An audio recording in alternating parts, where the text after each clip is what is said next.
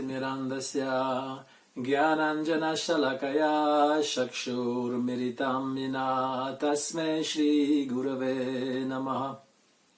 Gurave Gaurachandraya Radhikaye Tadalaye Krishnaya Krishna Bhaktaya Tadbhaktaya Namo Namaha. Reading from Vedanta Sutra, last chapter, chapter 4. Second part. See, we are progressing. This is called Utkranti Pada, the section of leaving the body. So the first sutra reads like this: Van Manasi Darashanash Chadascha. Meaning the Upanishad is speaking about how speech enters the mind at death. So there are this subject matter which covers many sutras. According to the Chandogya Upanishads, it says that the process of involution is reverse to the process of evolution. In evolution, the subtle gives rise to the gross element. From, for example, the ether, from ether come the air, from the air come the fire, from fire, water, from water, the earth, and then you go in the reverse process. And it includes the 24 tattva, or 24 principles of evolution, as described in Sankhya, but also in the Yoga and Vedanta. So it says that the cognitive organs, like speech, vak, here in this sutra, it starts with van. So vak and the rest, hearing, sight, sound, taste, touch, merge into the mind. Manas. So this is van, manasi, in the mind. The mind merged, then after that merge into prana, the vital breath. And the elements merge into one another. The earth into water, water into fire, fire into air, air into ether. This is at the destruction. Srimad Bhagavatam, which is the natural commentary on Vedanta Sutra, describe in the 12th canto 4 kinds of annihilation. One is called Nitya Pralaya, permanent annihilation. Another one is called Nemitika Pralaya, occasional. And a third one is called universal, Prakritika. And final liberation, Atyantika Pralaya. So example of the permanent destruction is the impermanence of this world. Everything goes through 6 changes. First it takes birth, then it grows, then it gives some byproduct, then it finally starts to decay, and then ultimately it dies. I didn't cover the 6th one, but I gave at least 4. But it continually changes. My body and anything in this world goes through those stages. Say a strawberry. A strawberry, first it is a little bud, then it becomes green, then it becomes red, then it becomes mature, and if you don't pick it up to offer it to the Lord, then it will also rot and die. So these are the permanent destruction. You know, we used to be young and healthy and handsome, and as age goes by, then we lose all this. And people who identify themselves with the body, they lament because they lose everything. But this is called permanent destruction. Then there's occasional, nemitic destruction. At the end of one kalpa, this is one day of Brahma. Brahma lives for 1,000 times the 4 yugas, which is equivalent to 4,800,000 million years. Multiply by 2 because there's a night, so you have like almost 9 billion years where everything is destroyed. Not everything, but the lower planetary system is destroyed. Then you have a universal destruction. At the end of Brahma's life, Brahma lives This is just one day. But just as human life, there is 365 days in a year, or 4 and a quarter, whatever. And then Brahma lives for 100 years. He's 50 years old today. Now, he's 50 years old. Not today, but now. And this 50 more years at the end of Brahma's life, the entire universe is destroyed, become burned by fire. And this is called universal. Prakrita Pralaya. So we have already discussed permanent destruction all the time. Then Nemitika destruction after 1 day of Brahma. Then you have universal destruction, Prakrita, which is at the end of Brahma's life. And the last, and not the least, the most important destruction is called final release. When you achieve mukti, moksha, you are liberated from this material world. And the mind is destroyed. The subtle body is destroyed, because the subtle body carries the soul with it. But it is destroyed, and you become the pure soul. So, the third sutra in this pada. Tan mana prana uttara. I just said, after the mind merged into prana. So in the Chandogya Upanishad, it said the mind entered the vital breath. Prana means vital breath. An example, because we understand better by example. Yudhisthira Maharaj in the first canto of the Bhagavatam, when he wants to leave this world, he sits in meditation, and then he meditates on Vishnu, but he wants to leave the body, so he offered the speech, like we said, the vak means the speech. He offers that into the mind, just like we just said, and the mind into prana, just like it is said here. And then he offered the body made of the 5 elements, earth, water, fire, air, ether, into the 3 gunas, and the 3 gunas into the prakriti. Then he offered everything to the jiva, and the jiva into Brahman. Brahman meaning Paramatma, of course, because he's a devotee. And his 4 brothers, also, they do the same. They meditate on Vishnu and they leave their body that way. And Draupadi, being left alone, meditate on Bhagavan Vasudeva, and is liberated. Now the same thing is also told in the 4th canto with Prithu Maharaj. Prithu Maharaj was also a Maharshi. He was a saintly king. So he sat in meditation. He pressed the anus with both of his heels, and slowly forcing the life breath, he goes to the Muladhara chakra. We have different kind of vortexes in the body. The Muladhara chakra is completely at the bottom. Then he goes to the Svadhisthana chakra, Manipura chakra just below the belly, and then he goes to the Anahata chakra, which is in the heart, the Vishuddha chakra, which is in the throat, the Agya chakra between the eyebrows, and the soul leaves the body through the Brahma Randra, the hole within the skull. It goes there, and then he merges all the elements, the air of his body with the totality of the air, the ether of his body with the totality of the ether, and it's the same for all the elements, the water aspect and the fire. He merged into the elements, and then he merged everything into the false ego into the Mahatattva, and he placed the Mahatattva in a jiva, and the jiva then into Prakriti, and he's liberated, he's situated in his spiritual body, Siddha Deha. This is what it says. How to liberate the soul from the material world. This is the second example.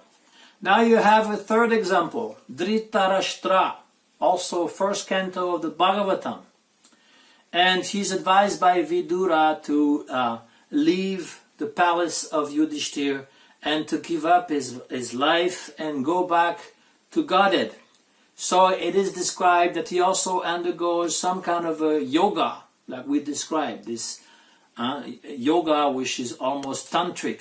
So he merged his ego into the jiva and the jiva into Brahman. And the text is saying in the Bhagavatam, he does that as a space within a jar is united with the unlimited space when the jar is broken.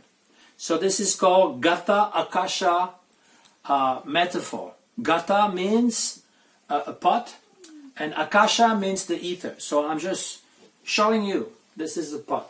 There, it says here, Radhe Radhe. This is from Vrindavan. And example in India often about pots. So the Mayavad, because this is the Buddhist or Mayavad example.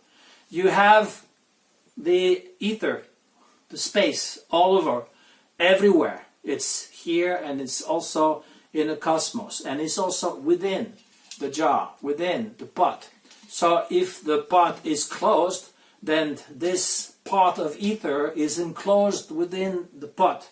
So the same thing they say, the Buddhist, or more specifically the Mayavad, Shankaracharya and his followers, that the soul is Brahman, contained within the body. But when you break the pot, that space, or Brahman, becomes Brahman again. So this is an impersonal understanding. And this example is given in the Bhagavatam. Vidura, the brother, devotee brother of Dhritarashtra, when he learned of the passing away of his brother, he feels both happy and sad. And Vishwanath Chakravarti Thakur explains why. Srila Prabhupada also, he takes again the explanation of Vishwanath Chakravarti Thakur to say he is happy because Dhritarashtra was a materialist. He was blind physically and blind spiritually. He couldn't see the soul. But he took spiritual life at the end of life and he became one with the Brahman. But he's unhappy because Vidura is unhappy because he is thinking, my dear brother, he could not get prema bhakti. He was not pure enough to get prema bhakti. He made offenses to the Pandavas. And so he's happy and unhappy. So the same way, when we hear about people following some yoga and following the impersonal path, then it can make us happy because they are doing something spiritual and unhappy because they are not getting the Krishna prema. Another example, Dhruva Maharaj. Dhruva Maharaj, he was also a king. All these people that I've described are kings. Yudhisthira Maharaj, Prithu Maharaj, Dhritarashtra. He was supposed to be the king, but he was blind. Dhruva Maharaj. So Dhruva Maharaj, he gives up his kingdom. He puts his son into the throne, and he absorbs himself in samadhi yoga. And while he's in samadhi, he sees some airplane coming from the sky, and they call Bhimana. An airplane with two person with four arms, with brilliant faces, beautiful earrings, holding clubs. And he understands those are servants of Vishnu, called Nanda and Sunanda. And they tell him, O king, you have worshipped the Lord while you were just a child of 5 in the forest. And we are the servants of the same Lord that appeared to you and gave you the benediction to become a king of the earth. And now we are ready to take you to his abode. And you will attain a planet within this universe that even the devatas cannot achieve. So it is said that Dhruva Maharaj, he boarded the plane and he put his foot on the head of death, and entered the plane without giving up his body. He didn't give up his body, just like Narada Muni. Narada Muni, when he's ready, death comes, when his prarabdha karma falls down, falls away, immediately like a flash, like 2 flashes of lightning, he becomes spiritualized, but he doesn't give up this physical body, he's becoming spiritualized. Same thing with Dhruva Maharaj. This is a special instance where actually the devotee is liberated in the self-body. And Dhruva attained Vaikuntha planet within this universe called Ramapriya Vaikuntha. This is the North Pole. It is actually a Vaikuntha planet within this world. We can see it. And he achieved liberation called Salokya, living in the same planet as Vishnu. This planet is not destroyed when the universe is destroyed. It is an eternal planet. So this is another example of how to give up the physical body or how to achieve liberation. Now we're reading from Sutra 9, from the same pada. Sukshma pramanata shatato palabde. The subtle body, Sukshma Sharira, follows the soul after death. This is what is seen in the Upanishad. So when the person who has realized the soul leaves the body, he lives through the Brahmarandra and goes through the path of the sun, Arshi Marga. By the rays of the sun he follows, and he will go to the sun, and there's a door. There's a door within the sun. And it is my understanding that you cross over on the other side of the sun, and you achieve the higher planetary system, which is not visible with the physical eyes. What we can see is Bhurubhuva Swa, like we recite in the Gayatri mantra. But above there is Mahaloka, Janaloka, Tapaloka, Satyaloka.